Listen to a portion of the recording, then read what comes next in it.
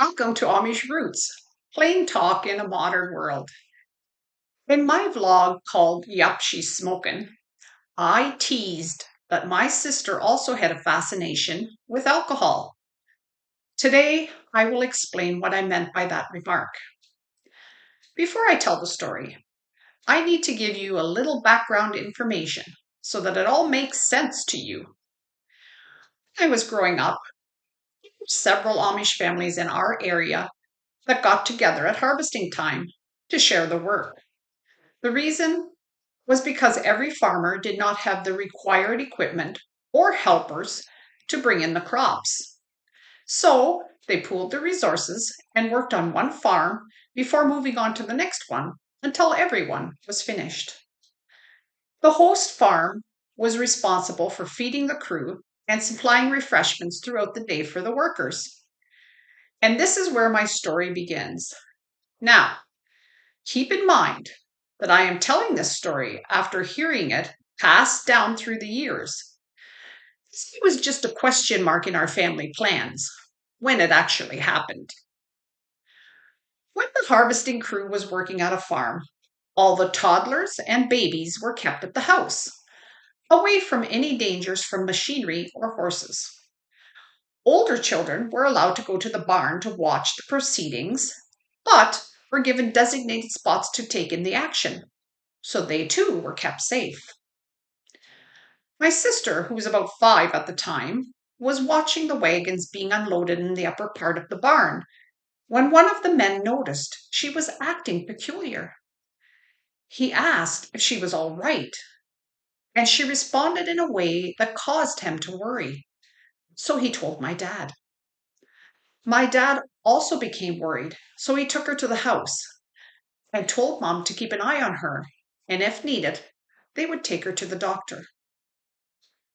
My sister, according to the story, was walking in circles and complaining she did not feel well, but Mom could not figure out why.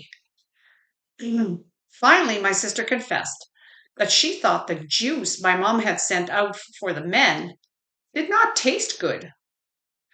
You see, the host family always made sure that the workers had fresh water and sometimes fruit punch in the barn to keep them hydrated.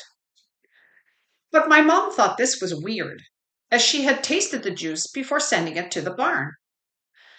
Trying to figure out what was going on, she took my sister with her and asked her to show her the juice she had been drinking. And that is when everything became clear.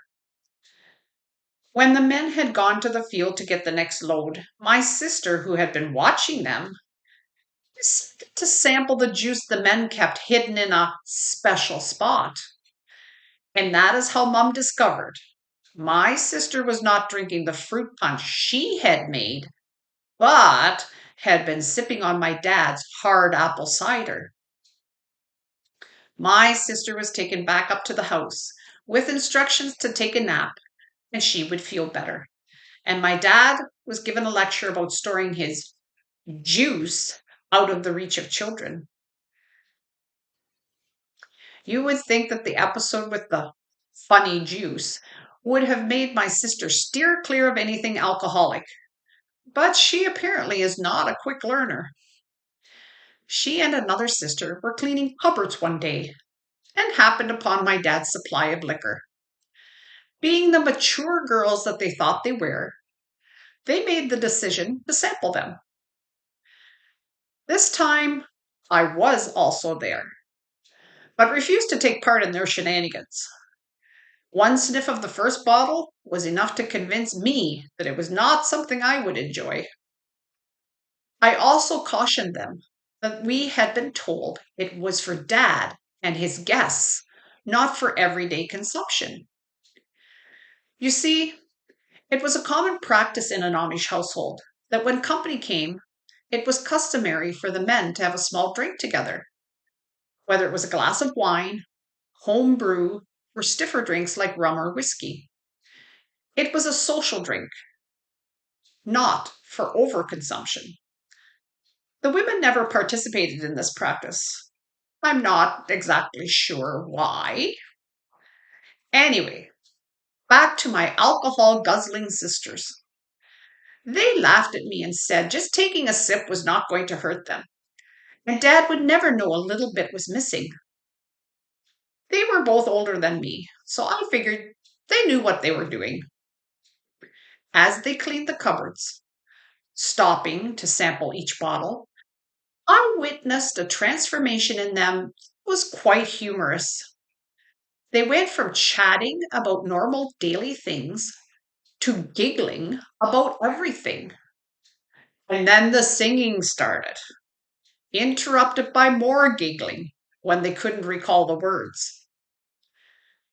Now it was becoming annoying, and I lectured them, saying I knew they should not have been drinking the alcohol.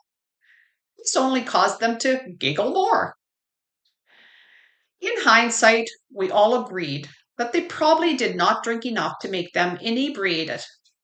But perhaps mixing drinks was probably not a good idea. This was a lesson I learned when I went to a party with some of my English friends. I had taken a couple of wild berry wine coolers with me as I enjoyed them, but I had no intention of drinking too much. However, I was unaware that every time I set my glass down, one friend was mixing whiskey in my drink, a fact I found out later from somebody else. I ended up feeling nauseous and dizzy, and it took me a day to recuperate. This experience did have a good effect on me, as I never wanted to drink alcohol again. So, what did I learn from all these episodes? One, it is never a good idea to mix different alcohols together. Friends who are drinking do not always use the best judgment. Older does not mean wiser. And most importantly, keep your alcohol out of reach from children. And also, apparently, my sister. Mach's gut. See you next time.